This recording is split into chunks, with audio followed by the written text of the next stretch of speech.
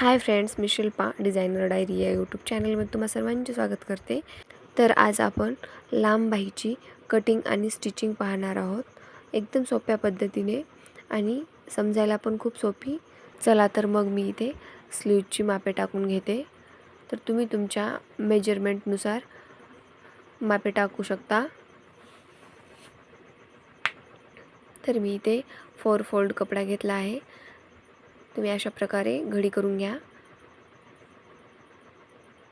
जेणेकरून दोन्ही पण स्लीव्ज निघतील एकदाच.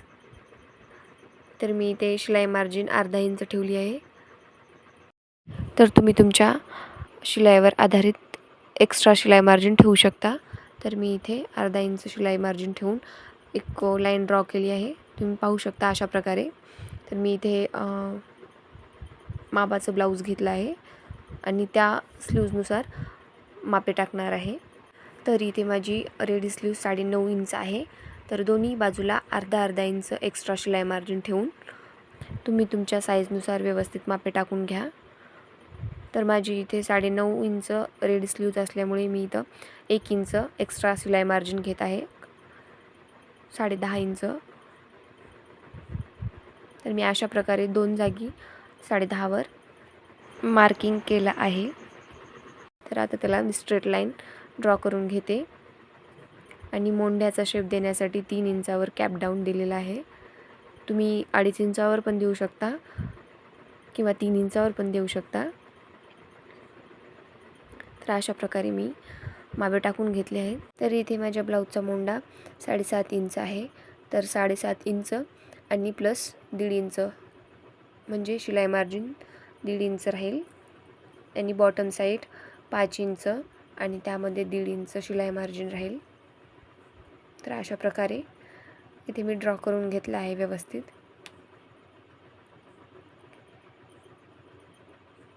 तर आता मी इथे स्लीवचा शेप देऊन घेते.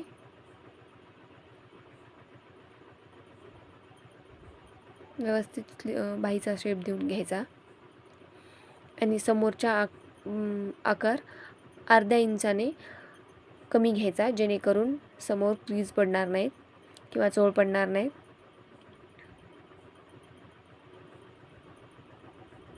तर इथे मी पूर्ण स्लीवची कटिंग करून घेते. तर अशा प्रकारे पूर्ण स्लीवची कटिंग झाली आहे आणि अर्धा इंच समोरच्या साईडला जे मार्किंग केलं होतं ते पण कटिंग करून घ्यायचं. तर माझी इथे पूर्ण स्लीव्ज कटिंग झाली आहे. तर आता आपण स्लीव्ज शिवून घेऊ. तर मी इथे मेन फॅब्रिक आणि अस्तर दोन्ही पण घेतलं आहे. तर मी अशा प्रकारे 2 स्लीव्ज असल्यामुळे खुणा करून घेते, जेणेकरून दोन्ही पण बाह्या एकाच बाजूच्या होणार नाहीत. त्यासाठी अशा प्रकारे खुणा करून घ्यायच्या. तर मी इथे मेन फॅब्रिकवर अस्तर ठेवून घेते. जी आपण खूण केली ती मेन फॅब्रिकवर खालच्या साईडला ठेवायची, दोन्ही पण स्लीवची त्याचप्रमाणे ठेवायची, जेणेकरून दोन्ही बाजूच्या 2 स्लीव्ज होतील. ह्या गोष्टी थोड्या लक्षात घ्यायच्या. तरी मी इथे स्लीव्जवर मेन फॅब्रिकवर अस्तर ठेवून घेतलं आहे. तर मेन फॅब्रिकचं सेंटर काढून घेते, कारण रेडीमेड डिझाईन असल्यामुळे छोटी आहे. तर मी सेंटर काढून घेतलं आहे आणि अस्तर स्लीवचं पण सेंटर काढून घेते. तर अशा प्रकारे व्यवस्थित एकावर एक दोन्ही पण ठेवून घ्यायचे आणि शिलाई मारून घ्यायची. तर मी इथे अर्ध्या इंचावर शिलाई मारून घेते. जे बिगिनर्स असतात त्यांना एवढ्या याच्यात जर जमत नसेल अर्ध्या इंचाच्या एक्स्ट्रा कपड्यामध्ये, तर तुम्ही जास्त पण ठेवू शकता एक्स्ट्रा कपडा.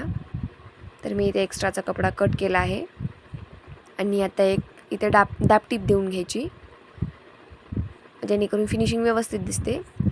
तर शिलाईच्या पुढचा जेवढा एक्स्ट्राचा कपडा असतो तो अस्तरच्या बाजूला करून दापटीप मारून घ्यायची आणि नंतर अशा प्रकारे एक दापटीप मारून घ्यायची. अशानं काय होईल, फिनिशिंग व्यवस्थित दिसेल आणि बाही पण सुंदर शिवण्यात येईल.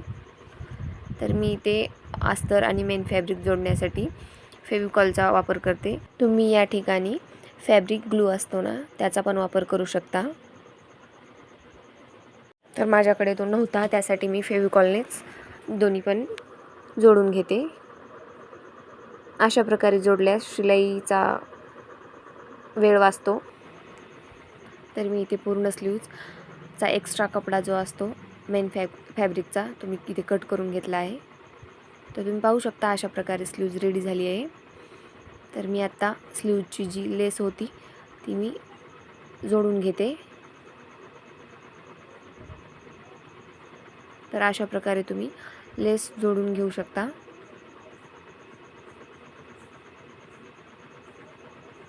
तर मी इथे शिलाई पूर्ण लेसला मारून घेते.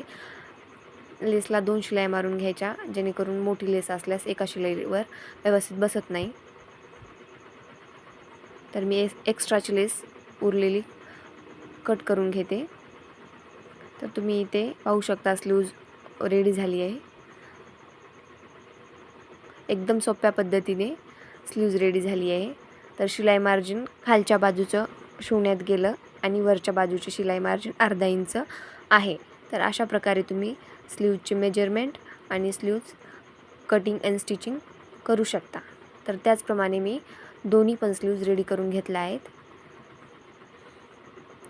दोन्ही पण स्लीव्ज एकदम ॲक्युरेट आणि बरोबर झाल्या आहेत. तर कशी वाटली ते कमेंट करून नक्की